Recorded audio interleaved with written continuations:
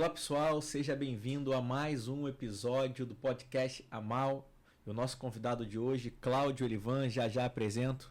Bom dia, Igor. Gente, seja muito bem-vindo, a gente está muito feliz. Mais um episódio, né?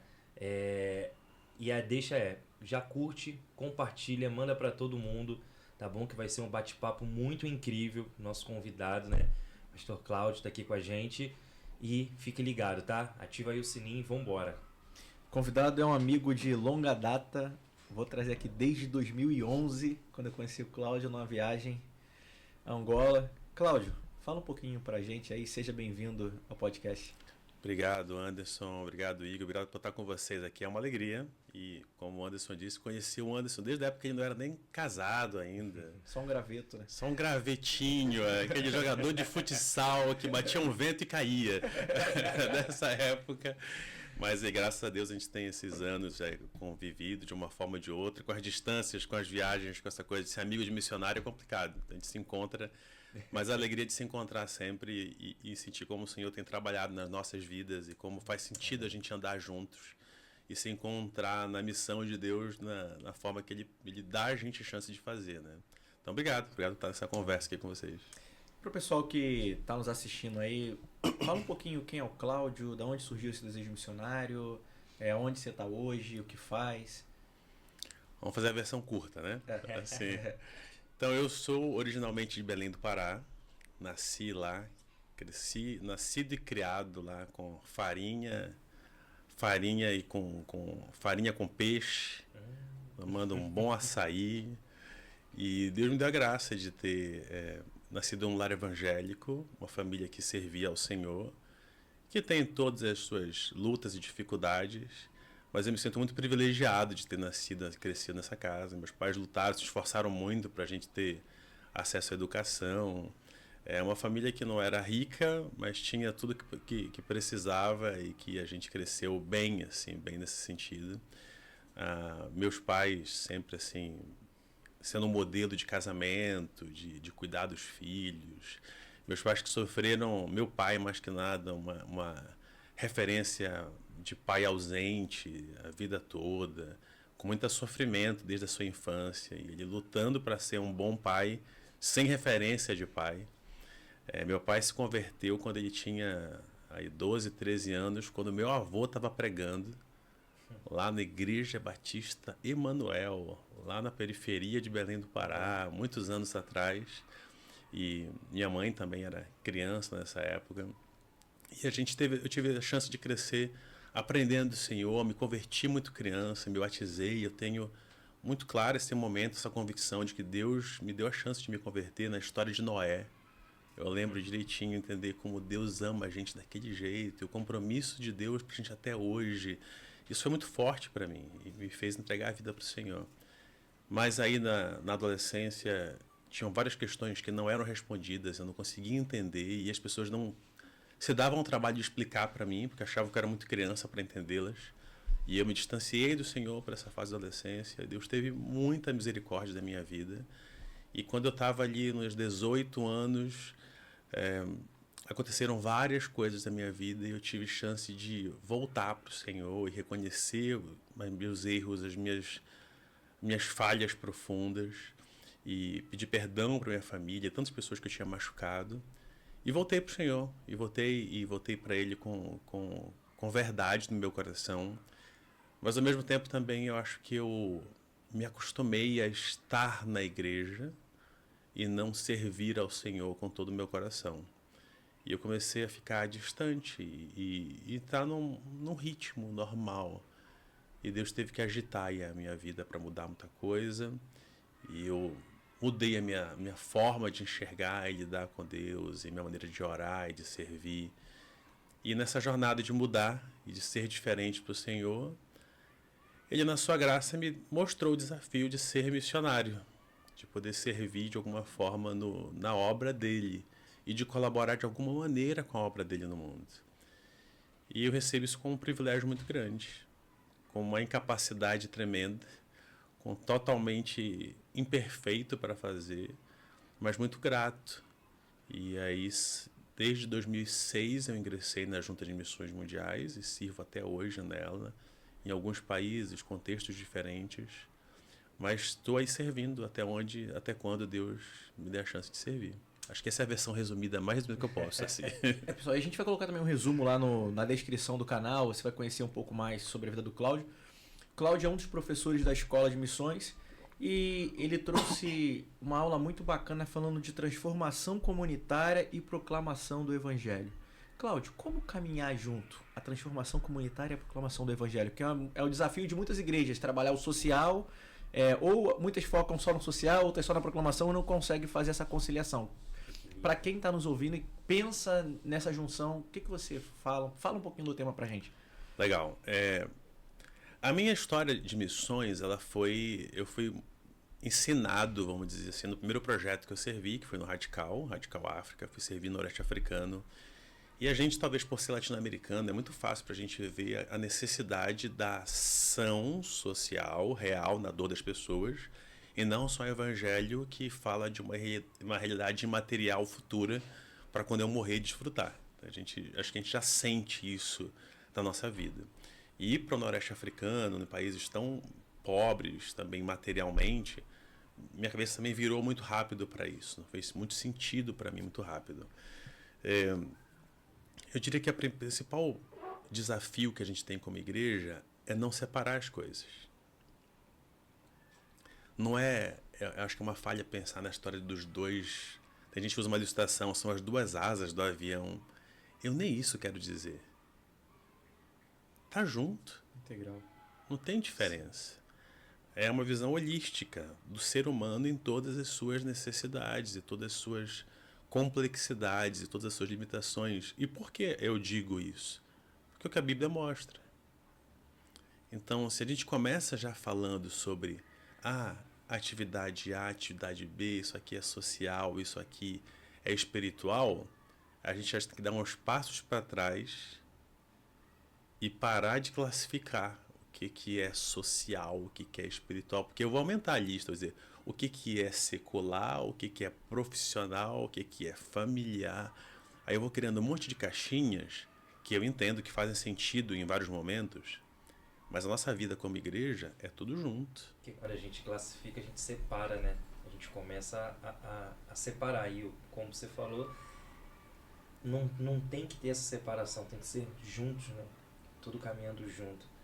E perguntando, emendando já numa pergunta, como a gente consegue trazer essa união partindo da igreja na missão? O que na sua experiência, a sua vasta experiência, como que você consegue nos aconselhar nisso? O mais fácil sempre é começar melhor. Então, se puder começar melhor, é menos complicado de ajustar a rota. Eu entendo porque a Bíblia, creio que nos ajuda a entender dessa forma, é que se as coisas acontecem sempre desde o início dessa maneira, eu não vou precisar explicar que elas são separadas. Então a gente vê muitas igrejas nascendo no mundo hoje, através do ministério que a gente atua, onde não tem a classificação se eu estou fazendo A, B ou C, se eu estou cuidando disso, aquilo, outro. A pessoa vê Jesus que vinha e curava a pessoa que estava doente, que dava de comer, que ensinava sobre as Escrituras, que orava, que buscava a Deus, que crescia, ensinava os seus discípulos a crescerem, a serem líderes, passava responsabilidades aos outros. A mulher que não valia nada tinha papel para poder falar. O que era esquecido era trazido para o centro da mesa porque ele fazia parte. A igreja, quando nasce assim, ela já nasce com o DNA da Bíblia. Então acho que o melhor seria começar assim. Se você já começou meio complicado, eu diria dar passos para trás. É voltar para o que Jesus ensina, é voltar para os princípios bíblicos, é parar de colocar nome de departamento na frente do que é o que a Bíblia ensina. Nome do líder na frente do que é a unidade do corpo de Cristo para poder fazer. É olhar o que precisa ser feito, o que Deus nos dá a chance de fazer como nossa igreja hoje, onde a gente está. Como é que a gente pode, em Cristo, reconciliar o que aqui? O que fala em 1 Coríntios é que Deus em Cristo está reconciliando todas as coisas. todas, não são algumas. Então, como é que a minha igreja hoje, nesse tempo, nesse lugar, pode fazer isso? E aí eu vou parar de olhar, isso aqui, porque aí uma coisa muito complicada que a gente vê no mundo, não só no Brasil, isso é social, isso aí é do partido político tal. Isso aí eu não vou me envolver porque isso aí é do político. Cara, esquece do político, que pode até ser numa visão ou outra. O que Jesus fez quando aconteceu isso? O que o povo tinha que fazer e que a Bíblia ensinava para fazer? O que os apóstolos disseram que era para acontecer quando aconteceu aquilo? O que a Bíblia? Então essa é a conduta que eu vou ter como igreja. Essa é a minha postura. Na resposta mais simplificada que eu posso dar, volta para a Bíblia. Ótimo. Volta para a Bíblia. Engraçado que tudo isso tá muito interligado, e aí a gente ouviu algumas pessoas falando, né, que muitas igrejas pararam de fazer missões porque vem como custo. Né? E ainda quando vai nessa parte social, então nem se fala. Tipo, opa, vai ser mais uma porta aberta para sair da igreja, e nesse não é o momento. E aí na aula você trouxe duas frases que me chamaram bastante atenção. Eu queria pensar um pouquinho nela. Primeiro a missão bíblica é inseparável da justiça. Pegando esse gancho que você falou assim, quer com missão, tá na Bíblia, eu preciso fazer. E por que a gente consegue entender que é inseparável da justiça? Como você explica um pouco isso? Deus é o Deus justo. Ele mostra isso na sua palavra. E se você pegar, a gente trabalhou isso na aula ontem, vai trabalhar um pouco mais na segunda parte da aula. Ele se importa com a dor que as pessoas vivem na Terra. Ele se importa com as consequências do pecado e da queda do ser humano. Ele se importa muito com isso. Deus não falou, não, vocês pecaram e o problema é seu, morre para lá, que eu vou resetar e começar com nova galera porque você já deu. Não. Ele veio para a lama com a gente. Jesus veio para estar do lado e dizer assim, existe um novo jeito de ser. Ele mandou um povo que era para mostrar esse exemplo de como era o novo jeito de ser. Ele hoje envia Deus, o Pai, o Filho e o Espírito Santo, enviou a igreja de Cristo, a igreja do Senhor, para dizer, existe esse jeito de ser, que é o padrão e referencial bíblico. Essa é a forma de ser. E a forma de ser não vão haver necessitados entre vocês. A forma sabe, a viúva, o órfão, que ninguém não está nem aí para eles, que é o que todo mundo esqueceu que existe, é o invisível da sociedade. Eu amo esse. Digo mais, Jesus falou, eu sou o manso e humilde de coração. Aquele humilde é o pobre. É o sentido de pobre que é o último da fila. É o menos importante. É a única passagem que Jesus fala quem ele é. Ele fala que ele é o pobre. Então a gente vai falar de injustiça no mundo, que não deveria haver injustiça, onde a igreja deveria ser o local mais próximo do que é o céu na terra. A oração do Pai Nosso é essa, né? Como é que pode ser feita a vontade de Deus na terra como é no céu? Quando a gente vê esse shalom, essa paz que é perfeita em todas as áreas. Então, de Gênesis a Apocalipse, a Bíblia vai ensinar a gente sobre isso. E é uma loucura a gente entrar numa vibe de que a nossa vida tem que ser sofrimento aqui, porque no céu vai ser bom. Jesus fala assim, vai ser ruim. Beleza, eu estou com vocês.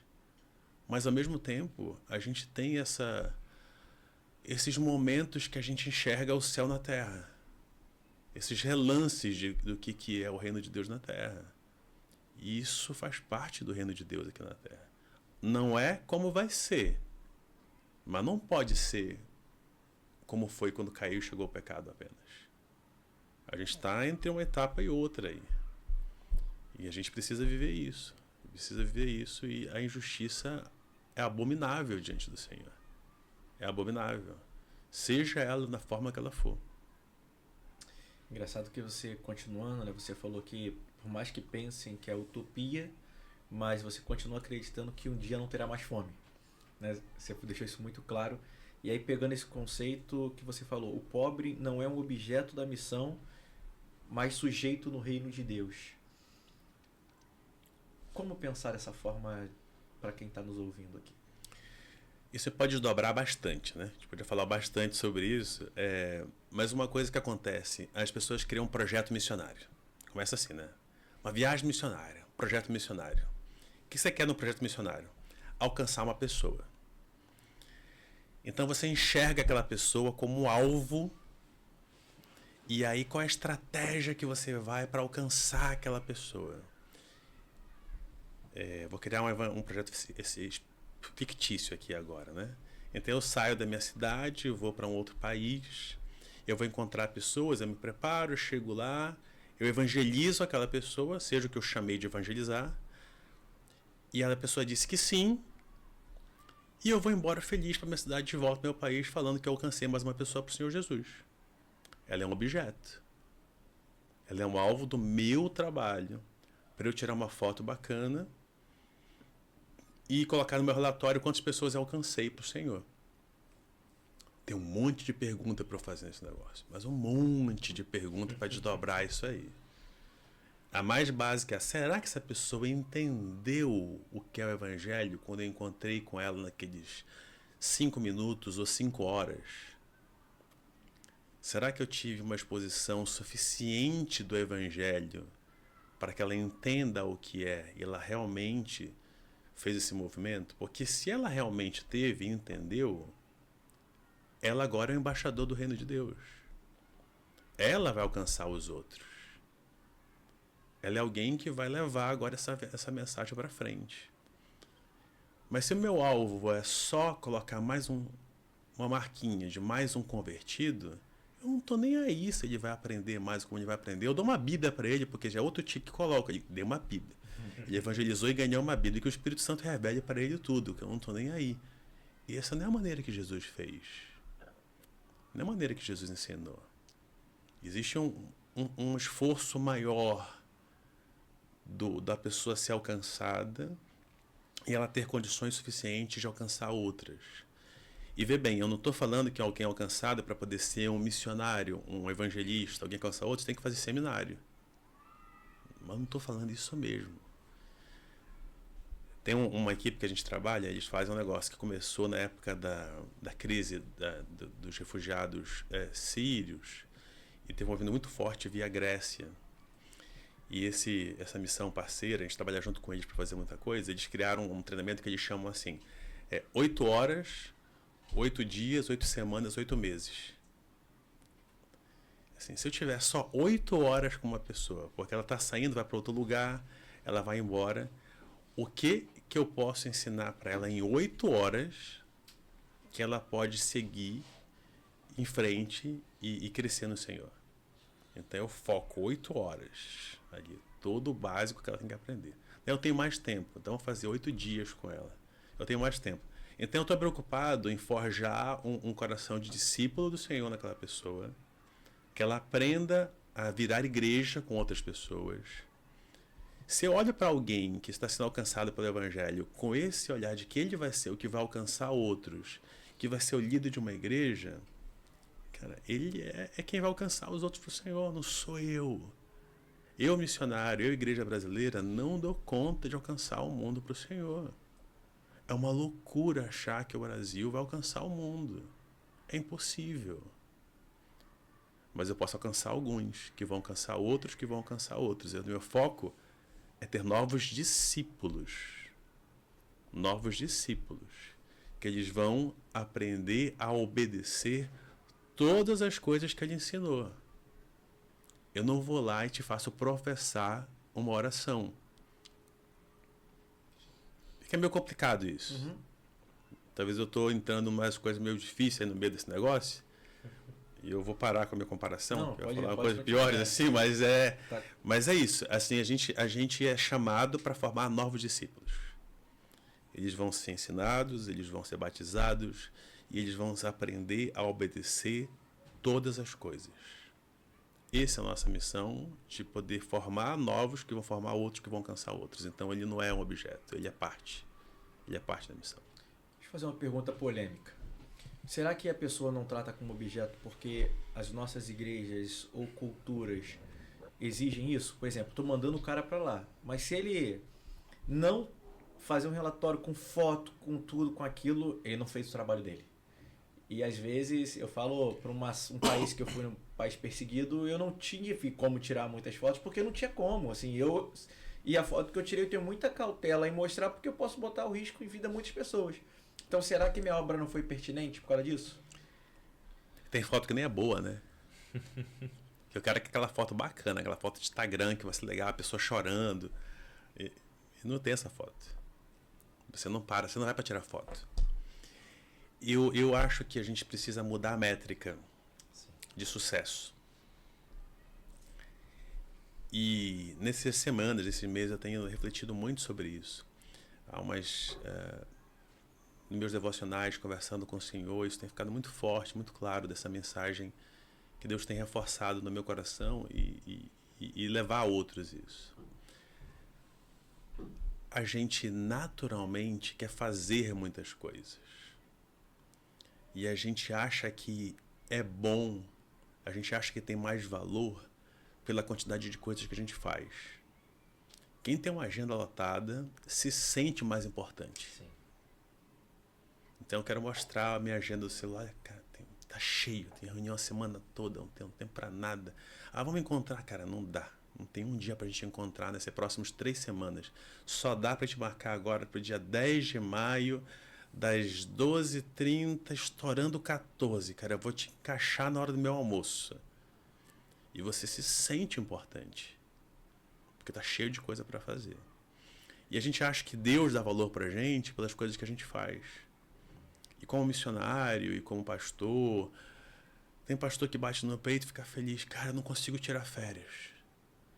Olha, eu não tiro um dia de folga na semana porque não dá, o ministério está tomando meu tempo. Cara, isso é pecado. Verdade. Isso é pecado. Porque Deus, que não precisa de descanso, fez o Shabá para a gente aprender que a gente precisa descansar. Ele não precisa de descanso. Ele ensinou para a gente o que é isso. A importância de desacelerar, de conectar com Ele, de não estar trabalhando para todo mundo, atendendo todo mundo. Jesus mostra isso 1 milhão de vezes. Hoje em dia, a gente, nossa cabeça normal de igreja, quando estivesse bombando e diz assim, gente, eu vou sair para orar. Você tá doido, Jesus? Não pode. Olha a fila de gente que tem para entrar aqui, já tá todo mundo marcado. A galera tá aí 2 dias esperando, não dá para sair para orar. Na agenda, o senhor pode sair para orar? Daqui a 3 meses, e até orar de 12h30 até 14 horas, apertando ali na hora do almoço.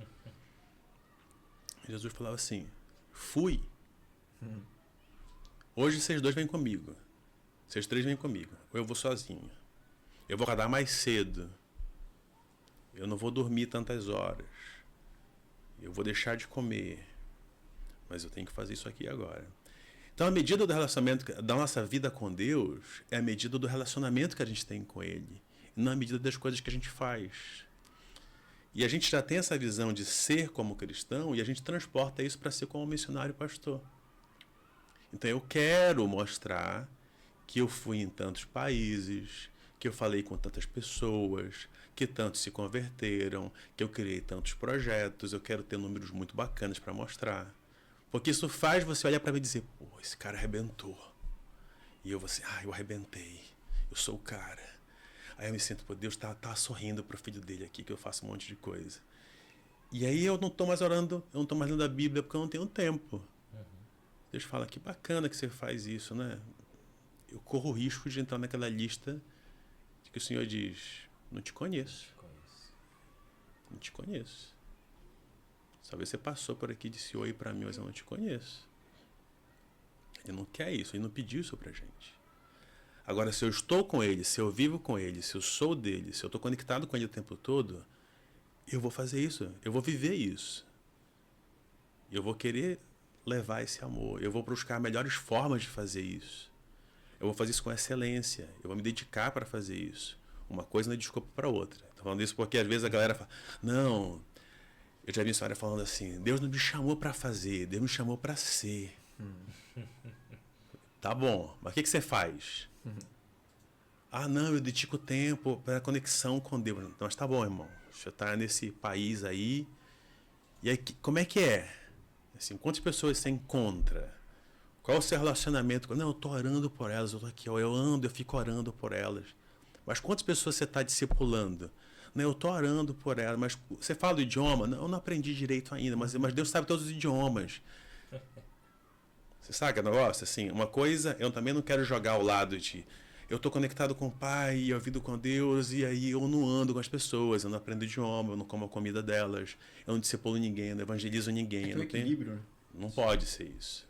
Mas eu não posso ter uma vida só de atividade, uma agenda lotada, e que a minha família é negligenciada, que eu não busco a Deus para nada. Aí não é o modelo que Deus ensinou. Não é a Bíblia ensinando a gente sobre isso. E a gente fica nessa tensão. Pô, se eu não fizer, não vai enviar oferta, a igreja não vai me chamar, a igreja não vai mudar mais nada. Então a igreja tem que se converter e voltar para a visão que é correta. E ter uma visão equilibrada do serviço missionário. Então é um negócio complicado, mas é por aí. Forte. Isso, eu ia falar isso agora, é forte. A gente fica falando, trocando ideias aqui, né? A gente está conversando, está numa mesa, mas ao mesmo tempo a gente vai digerindo, né, aquilo que a gente vai compartilhando e é forte. Eu tinha uma pergunta para fazer, mas aí a mente vai para outro lugar e a gente acaba, mas vou passar para o Anderson, né? É porque você falou muito bem, assim, a gente faz, às vezes, por fazer, a gente entra naquele ativismo religioso que realmente eu esqueço o principal. Será que Deus está falando? Deus está falando, mas será que eu estou ouvindo e fazendo conforme a vontade de Deus e equilibrar? E isso eu vejo também porque a cultura também de ter que fazer para expor todo esse formato e acaba me exigindo de uma pessoa que às vezes eu nem quero ser, mas eu preciso ser para poder ter o meu recurso, senão meu recurso é cortado. Né? E aquilo que você falou, assim, eu acho que a gente tem que começar a mudar a mentalidade também das igrejas, dizendo assim, cara, vamos entender qual é a missão. Né? A foto não quer dizer que a pessoa está fazendo ou não, como tem casos que a gente já conversou de pessoas que pegam foto de outros projetos, e aí é mentiroso, entra no outro lado pior, né? Para poder mostrar aquilo que nem faz, mas porque se não fizer isso, muda. Então, se você tivesse que dizer algo para o pastor hoje, por um líder que tem uma ovelha no campo, pensando nisso tudo que você falou, o que você falaria? Cara, é difícil. Depende do pastor, né? Depende do que ele tá perguntando para mim, o que ele tá pensando em fazer. Mas se fosse, por exemplo, a pessoa que quer enviar alguém, já para não ter essa pressão de campo. Certo. Cada igreja é uma história, cada denominação, cada maneira de trabalhar são muito diferentes. Os tempos, as culturas são muito diferentes. Mas acho que a igreja tem que abraçar e entender junto o que ela está fazendo. O que a igreja está fazendo? Acho que é uma coisa fundamental. Se você olhar para o modelo de Atos, como é que a igreja disse que Paulo e Barnabé ia sair? Você lembra disso lá? Como é que foi escolhido Paulo e Barnabé? A igreja estava fazendo o quê? Oração e jejum. E estavam louvando ao Senhor. No movimento de oração e jejum, o Espírito disse, separa Paulo e Barnabé. E aí a igreja seguiu orando e louvando ao Senhor. E aí eles abençoaram, impuseram as mãos e eles foram enviados para fazer. Minha primeira pergunta, pastor, quanto tempo de oração e jejum a igreja teve antes de enviar um missionário? Ah, não, ele veio, procurou a gente e disse que queria ir. E a gente viu que ele é uma pessoa que é benção aqui na igreja e a gente vai enviar.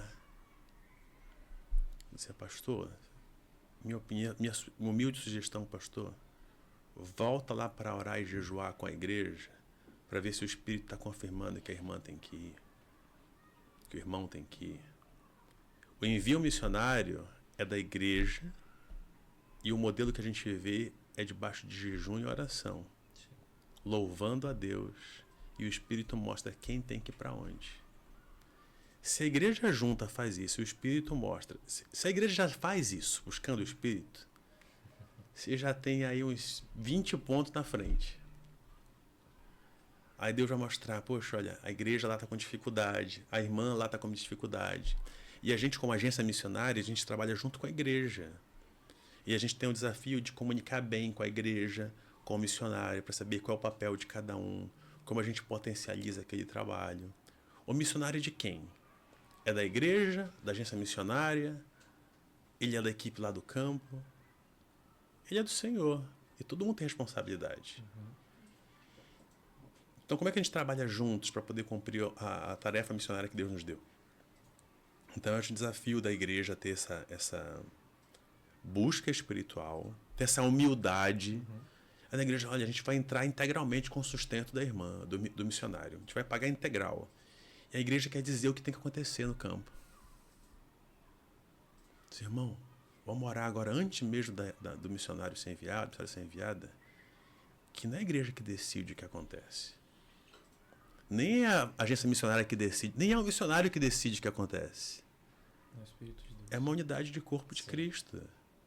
E que com funções e responsabilidades. A gente, como agência missionária, que tem 100 e tantos anos de agência, eu trabalho como missionário há 19 anos, tem gente que vem antes de mim, eu não sei tudo. Eu não sei tudo. E a gente busca a sabedoria nos conselhos com os outros, na palavra, em oração, a gente comete erro, comete acerto, mas a gente está 100% dedicado para isso. A igreja local está numa pegada fazendo um monte de outras coisas. Será que a igreja local ela vai conseguir tocar o trabalho missionário lá num país que fica a 30 mil quilômetros de distância? Não vai. Então, pastor, como é que a gente faz esse envio? O que a gente espera de volta? O que a gente espera alcançar com isso? Qual é a nossa responsabilidade com esse missionário que está sendo enviado? Qual é a nossa expectativa do que está acontecendo? Então, acho que esse cuidado antes do envio, ele é muito importante. Ele é muito importante. Na verdade, eu acho que muitas igrejas, elas terceirizam, né, essa responsabilidade. Você falou algo importante sobre... E dentre as pessoas que a gente conversa, né, troca essa ideia, o senhor foi o primeiro a falar sobre isso. A agência missionária caminhando junto com a igreja, entende? Ela é uma parceira ali, onde ela vai estar, ela está focada mais em missões, como você falou, ela está indo aonde a igreja talvez não consegue ir, não consegue ter dimensão por conta dessa distância. E o que eu vejo é que muitas igrejas, elas terceirizam essa responsabilidade. Elas até começam bem, enviam o missionário, tem essa preocupação, mas depois elas esquecem, né? E aí ele passa a ser uma responsabilidade da própria agência. E aí, assim, ele perde esse cuidado, ele perde, talvez, esse amparo ali da sua igreja local. Então, assim, eu sei que o seu foco é nessa questão social, né? Mas com essa experiência sua missionária, como que a gente consegue tratar isso? Partindo da igreja local, passando ali pela agência missionária, com o missionário que está no campo, como que a gente consegue fazer com que isso caminhe junto? Acho que a gente tem que ter muita conversa, muita clareza de quem vai fazer o quê, quais são as responsabilidades, quais são as etapas, os momentos. Nós temos que trabalhar juntos. A gente não pode enviar sozinho. A gente não tem que traçar a responsabilidade para a mão de outro. Sim. Todo mundo tem que assumir os seus papéis. Agora, uma coisa que eu acho bem importante a gente destacar é quando tem muita gente que foca muito no tal do cuidado missionário. A gente às vezes falha como igreja quando a gente via crente doente para querer ser missionário. Muito bom. Se você mandar crente doente ou beber na fé, você está mandando para sacrifício. Suicídio. Sim. Porque ela não vai dar conta. E não é porque o campo missionário A, B e C é pior do que o Brasil.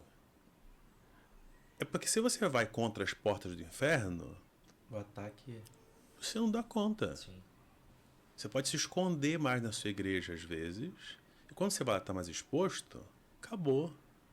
Então, gente que volta do campo desiludido, perde a fé. Assim, traição, pornografia, adultério, por aí vai, um monte de coisa. Porque tem porta escancarada aberta. Sim. Porque não tem vida com Deus. Então, a gente tem como igreja assumir responsabilidade. Assim, essa pessoa... ela é um crente provado? É alguém que realmente ama o Senhor, que anda com Ele? É perfeito? Não, ninguém é perfeito. Mas tem um pouquinho de casca para poder encarar? Tem experiências com Deus para poder encarar? Ah, não tem. Então, vamos comer mais uns quilos aqui de sal e vamos ver a coisa acontecendo. A gente tem que tomar muito cuidado com o romantismo. Tem gente que fala, chega assim, olha, eu quero ser missionário na China. Aí você pergunta a pessoa, você já fala chinês, mandarim? Ah, não falo nada. Mas você já tentou aprender? Duolingo, vai? Não acho, nunca tentei. Eu vejo série. Ah, tá bom. Você gosta de comida chinesa? A yakisoba aí do China Box é muito bom. Gosto, como sempre. Não, mas comida chinesa. Já foi atrás de comida chinesa? Achou restaurante, assim, pra comer? Cachorro. Comer alguma coisa assim? Ah, não, é muito sujo. Esse aí eu não vou, não. Tá bom, você mora aqui no Rio de Janeiro, né? Assim, você já conheceu alguns chineses? Você já foi atrás de uma igreja chinesa? Já conversou com alguém para saber da cultura? Ah, não. É muito longe a igreja que tem. Eu sei que tem umas aqui, mas é muito longe. Não, eu moro longe, trabalho. Se perguntar para mim, eu vou dizer assim, irmão, você não vai para a China. Com a gente você não vai. Porque seu coração não está na China. Você está com uma ideia romântica de querer ser missionário. Porque se você ama e quer ir para a China, você estava aqui falando mandarim, alcançando chinês no Brasil. Você estava ralando porque você ama e você chora por esse povo. Você sofre por eles.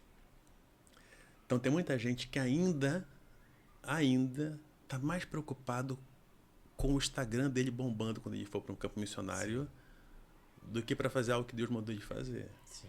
A igreja às vezes está mais preocupada dizendo, nós enviamos, nós temos 10 missionários, nós abrimos um projeto lá não sei onde, a gente chegou em tal país, a gente tem uma filial nossa não sei onde, a gente abriu.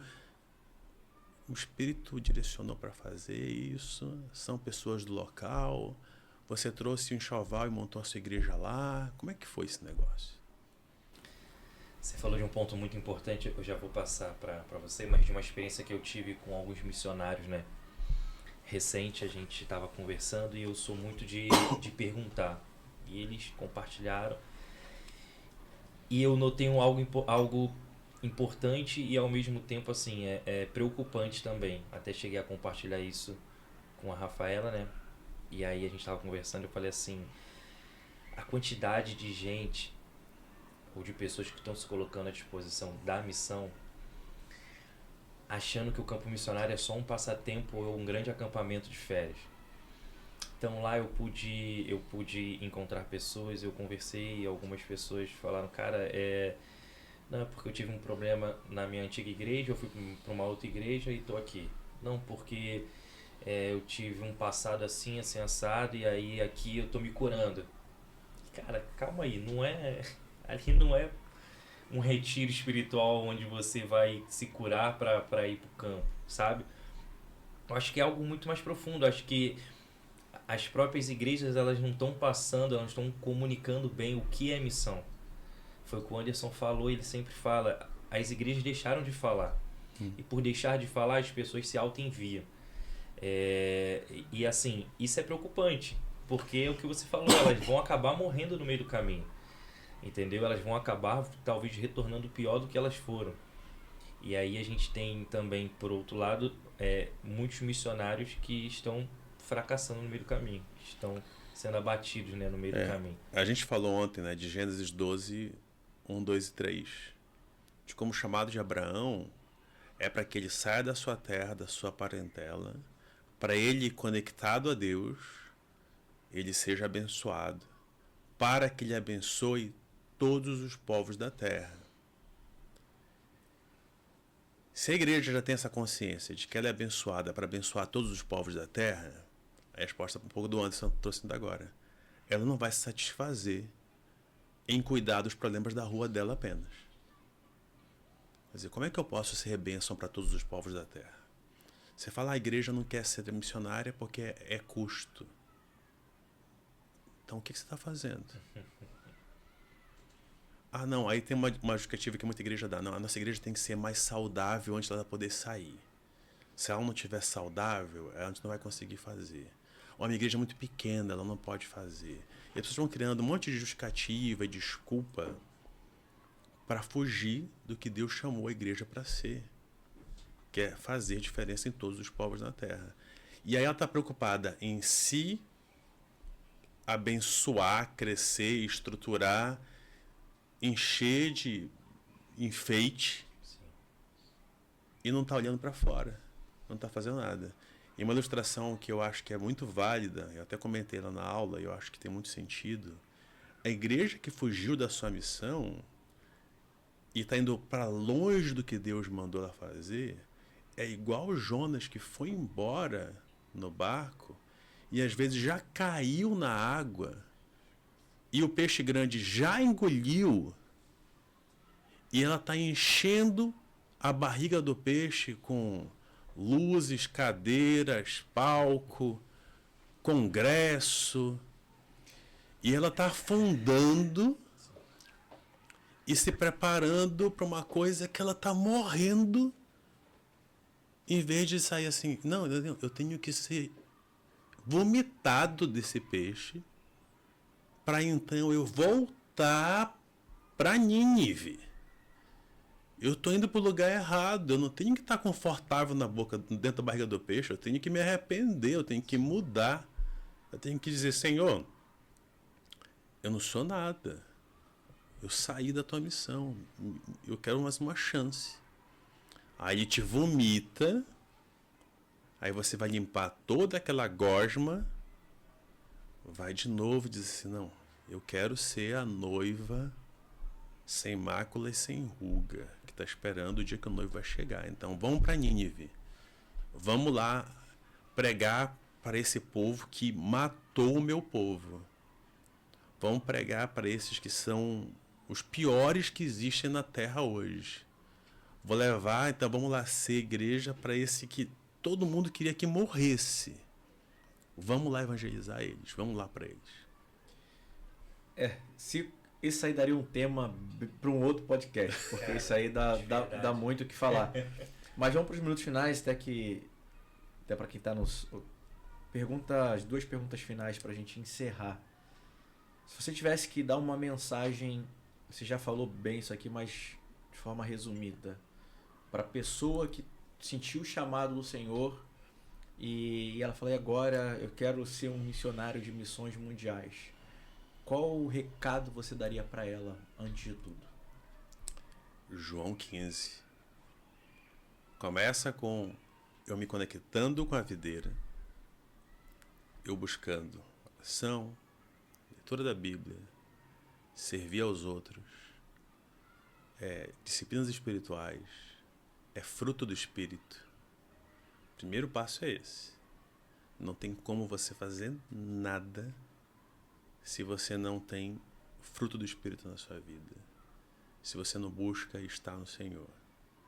Depois, a semente que não cai na terra e morre, não frutifica. Morra. Eu não sou importante. Dos pecadores eu sou o principal. Eu tenho que chegar de noite, no silêncio do meu quarto, dobrar o joelho e dizer, Senhor, vê em mim o caminho que está errado e guia pelo caminho correto. E aí eu quero ensinar a outros, que vão ensinar a outros, que vão ensinar a outros. 2 Timóteo 2:2. Eu vou dar minha vida para ensinar um que vai ensinar outros, que vai ensinar outros. E que esses lá da 4ª geração não saibam nem que eu existo. E que eu continue fazendo isso, para que o Evangelho cresça, que o nome de Cristo seja conhecido.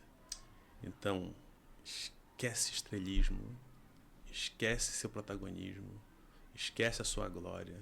Não perde tempo com isso. Coração no lugar certo. Amém. Só uma pergunta, Igor. A minha pergunta já é para os missionários que estão no campo. O Anderson falou sobre alguém que já recebeu esse chamado, sobre como fazer, né? De onde partir. E a minha pergunta é para quem está no campo. E para quem está no campo e talvez pensando em desistir, qual é a mensagem que você deixa para essas pessoas que já foram, estão lá e estão passando talvez por algum tipo de dificuldade que a gente sabe que tem, né? Qual é a mensagem que você deixa para eles? Quando eu tive meu chamado missionário lá em 2005, eu tive 2 conselhos importantes. Um deles foi, um pastor falou para mim, eu estava na minha igreja na época, o pastor Elias Teodoro, já está com o Senhor. Ele falou assim, essa história que você está me contando agora, Cláudio, lembra dela. Não esquece desse momento que Deus está te chamando. Não esquece. Porque vão ter momentos que você vai querer desistir. Lembra quem te chamou e por que te chamou. Outra coisa que um missionário mais experiente também disse para mim, assim, Cláudio, desfrute o belo. Você não vai entender isso agora. Mas quando você estiver morando lá, perto das pessoas, vendo coisas difíceis, gente vendo com muito pouco, você está ali próximo, e você vai tomar um sorvete, comer uma pizza, você vai querer se sentir culpado por estar comendo uma pizza e tomando um sorvete. E quando tem gente que está lutando para comer ali o arroz com batata. Desfrute o belo. Aproveite a sua pizza. Toma o seu sorvete sem peso na consciência. Viva o que Deus te deixa viver. O missionário às vezes entra numa vibe tão forte de servir, de morrer para os outros e não viver nada, que ele não tem, ele não sabe o que é Shabá. Ele não sabe o que é tomar um sorvete. Eu não estou falando que ele tem que ir para Paris e jantar na Torre Eiffel. Isso é um outro problema. Tem os extremos. É. Mas assim, cara, você pode ir num restaurante comer uma coisinha. Você pode tirar férias. Você pode viver algumas coisas e ter isso porque você respira. Você precisa, um missionário às vezes ele tem um problema, ele cai nesse ativismo que a gente falou, na entrega, ou ele ama e se dedica às pessoas e ele não tem dinheiro para ele fazer nada para ele, porque ele usa tudo para as pessoas que estão necessitadas e ele não tem mais energia. Ele não sabe que é para uma sexta-feira sair, pegar um livro, tomar uma Coca-Cola, nem acho que é tão bom, toma uma limonada que é melhor. Toma uma limonada, come um hambúrguer, para, reflete, diminui. Então muita gente está quebrada, está esgotada, porque não sabe o que é andar com o pai, que é a primeira pergunta que eu fiz com o Anderson, que você fez. Então o missionário se quebra, porque ele não para, ele não descansa, ele não está conectado com o pai, ele se quebra. Se quebra. Tem outras tantas coisas que acontecem que são difíceis, mas essa coisa do autocuidado, do cuidado mútuo, é muito importante. Se você pode estar num time missionário, é muito importante. Você tem alguém que você pode conversar, alguém que te orienta, alguém que te ajuda ou do campo ali mesmo, ou alguém que te ajuda de um outro campo próximo. Isso faz muita diferença. A gente, como missionário, tem um alívio quando a gente pode conversar com uma outra pessoa, missionário, que entende o que a gente está vivendo e pode conversar com ele. Tem coisas que se eu falo numa igreja, as pessoas vão ficar, poxa, não estou entendendo que o missionário está dizendo isso. E se eu converso com um missionário que vive uma situação semelhante ou viveu, ele vai me abraçar e orar comigo. Sim. Então é importante o missionário ter com quem ele possa andar, ser mentoreado. Outra coisa importantíssima, um missionário chegar num campo e ter um mentor local, da cultura local, onde ele se submete a ele e aprende com ele. Muitos lugares do mundo as pessoas estão indo basicamente em lugares que tem igreja, ou cristãos já lá. Ah não vou ser mentoreado por esse cara, porque eu estudei muito mais que ele, eu sei muito mais que ele. O que ele tem para me ensinar? Já se arrebenta. Acha alguém maduro na fé que vai te ensinar naquela cultura como é ser cristão. Você vai resolver um monte de problemas, você vai ganhar um amigo espiritual. Então tem várias coisas, vários movimentos que o missionário tem que fazer para ele não chegar no ponto de dizer, estou voltando, porque não deu certo. Tem vários movimentos que ele tem que fazer. Mas não é só chegar lá e no braço fazer, porque ele não vai aguentar. No braço a gente não faz nada. É isso. Palavras finais. Deixar uma mensagem de 1 minuto para quem está nos assistindo para encerrar o bate-papo. Qual mensagem você daria? Aproveita e fala, se alguém quiser entrar em contato com você, com a Junta de Missões Mundiais, qual site que deve procurar? Fica à vontade. Missõesmundiais.com.br é o site da nossa junta. Missões Mundiais Oficial, eu acho que é o Instagram. Se não for, você procura lá, que deve ser. A gente tem um ministério forte, que é o Voluntários Sem Fronteiras, onde você, de qualquer denominação, servindo ao Senhor, pode fazer parte e servir em algum dos nossos campos. Tem várias oportunidades. Então a gente entende que a missão ela não é feita só para a Igreja Batista. Nós somos uma missão denominacional e a gente trabalha com nossas igrejas que sustentam principalmente, mas a gente é aberto tanto trabalhar com outras pessoas, serve no Voluntários Sem Fronteiras, pode fazer parte com a gente, apoiando também, se Deus te mandar para ser um apoiador financeiro da obra missionária. A gente é uma missão grande com um desafio gigantesco.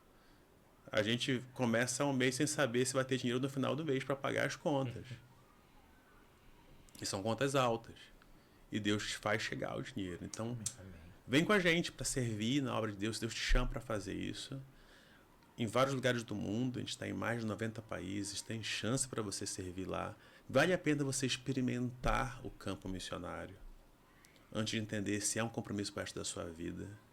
Galera da escola de missões, falava, quando a gente tem uma escola de missões lá em Portugal que começou, que é um pouco diferente eu diria até uma segunda etapa da escola de missões aqui. Você vai lá e passa um mês ou 2 meses servindo lá na prática. Todo o conteúdo que você teve aqui, as práticas que você teve aqui vão te ajudar talvez a viver isso lá um pouco mais intenso, numa outra cultura, e vai fazer sacar assim, poxa, isso aqui é para mim mesmo, eu vou dar a vida inteira para isso. Não era para mim. Eu vou voltar para minha igreja e vou fazer isso lá no meu estado, na minha cidade, e tá valendo. Não tá errado. Deus vai ter pessoas em lugares diferentes, não vai todo mundo para fora do Brasil servir. Vai ter gente fazendo em outros lugares isso. E a gente entender o nosso papel na missão é fundamental. E o nosso papel na missão hoje, porque ele muda. Sim. Ele muda. Mas se eu entender e estiver seguindo a ele, é o melhor lugar que a gente tem para estar. Obrigado, gente. Cláudio, obrigado. Obrigado. Tá? Mais uma precisa vez. de uma parte 2, né? Você que está aí, compartilha com todo mundo, siga, curte, porque vai edificar muitas vidas. Muito obrigado. Até o próximo episódio. Obrigado, Cláudio. Obrigado, Igor. Obrigado. Até a próxima. Tchau, tchau. Tchau, tchau.